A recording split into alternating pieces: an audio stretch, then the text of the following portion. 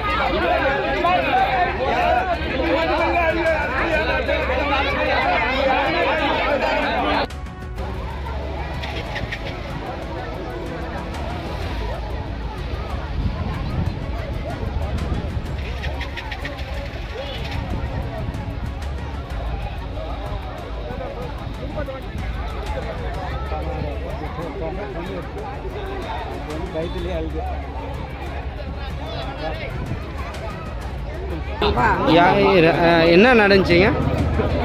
நான் ஸ்கூலுக்கு போயிட்டு இருந்தேன். உஸ்தாக்கு வந்து விட்டுருந்தேன். இவன் நம்ம ஸ்கூல்ல போல ரோட்ல இருந்துக்கிறான். எங்க ஊருக்கு கூண்டு போய் ஊடான விட்டுக்கிறாங்க. விட்டு தெய்வம் வீடு பார்க்கணும்.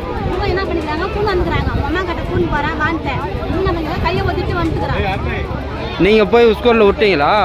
நான் விடல, ரோட்ல விட்டு நான் வந்துட்டேன். ஸ்கூல்ல நான் விடல. ஒரு நாள் தான் கூண்டு போய்க்கிறாங்க. குழந்தை தட்டிட்டு வந்துச்சா இல்ல யாரும் பார்த்தாங்களா?